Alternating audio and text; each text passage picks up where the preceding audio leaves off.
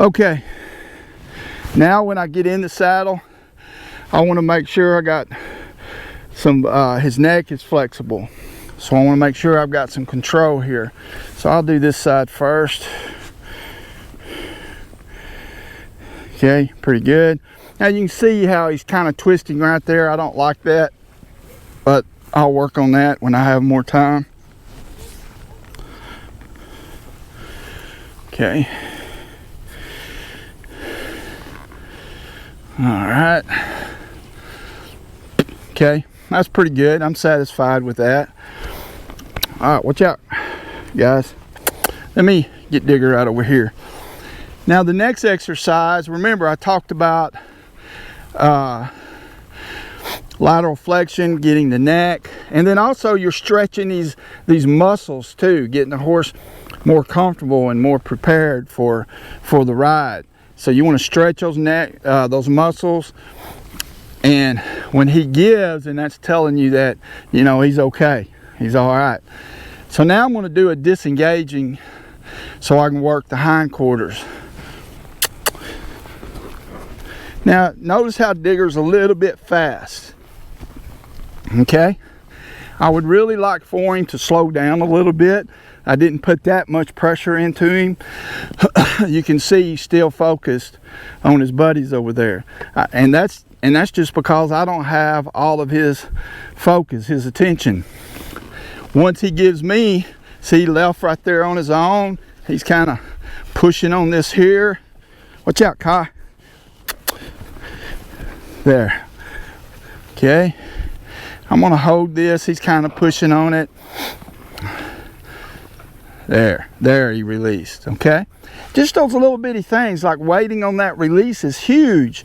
If you release it, even though he's got his head turned, if you release it with him leaning, bracing on it, you're gonna have that kind of problem when you're riding. You're gonna have a hard time getting him to bend or turn in the direction you want to go. So, okay, now we're going to do the next side. Watch out, Tadpole. Tadpole, Mercy. Watch out. Watch out, Kai. Okay, you can see how quick that was. And the other thing about that too is that's a mistake that I'm seeing so many of you make,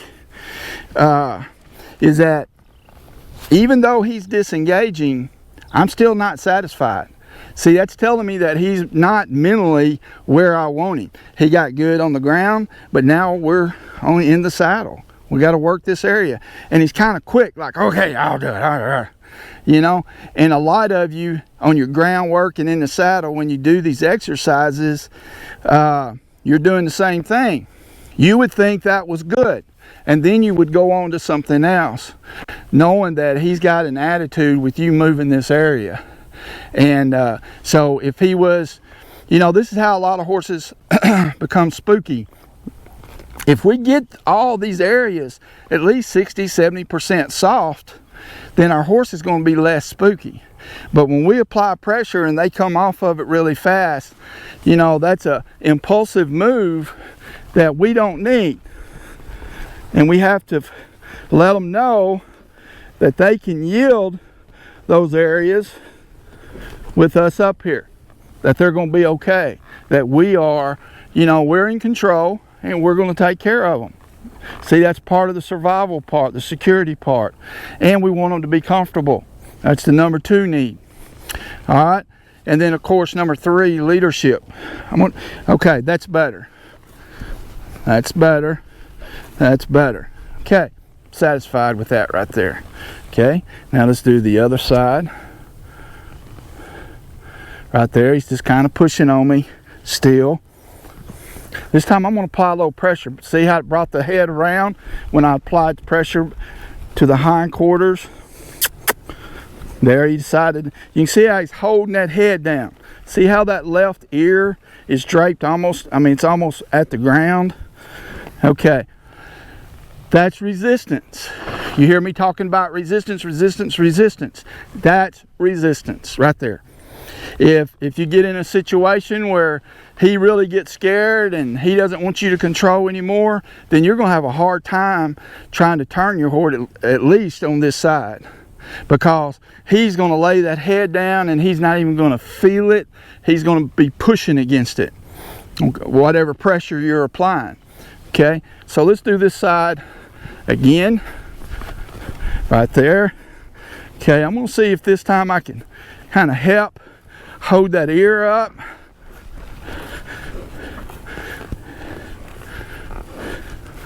Now that's better. Okay, a little bit better. I'm still not real happy with it. So here we go again. Now what I'm doing, I'm taking it, this is really bad. This is how you fix this twistedness right up here in the head, where the spine is twisted. And it's better to really do it with a snaffle in his mouth, but I'm gonna see what I can do with this lead rope. And what I'm doing with this left hand is I'm trying to hold that left ear up. That's the reason his head is kind of high there.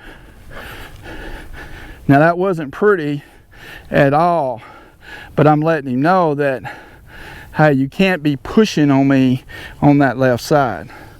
Okay, all right, this time now it's heads up. I got to get him back in a vertical position. Okay, I don't want a high head. All right, now I'm going to ask him again. Let's see if we can do a little bit better this time. There we go. All right, cool. Folks, that was almost perfect. You know, that's what I'm saying. A lot of you don't know these little things. And, you know, you learn, you're being taught all these major fundamentals, like, you know, this is what you got to do. But, man, what's most important are the little things.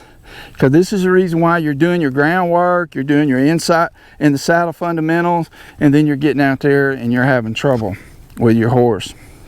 And you go, man, why is it about my horse? Is he dumb? Is he stupid? He must be stubborn. It's not that at all. He just has to be showed that you're in control and that he can trust you.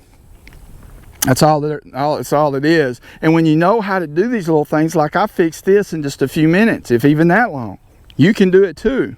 Okay? All right.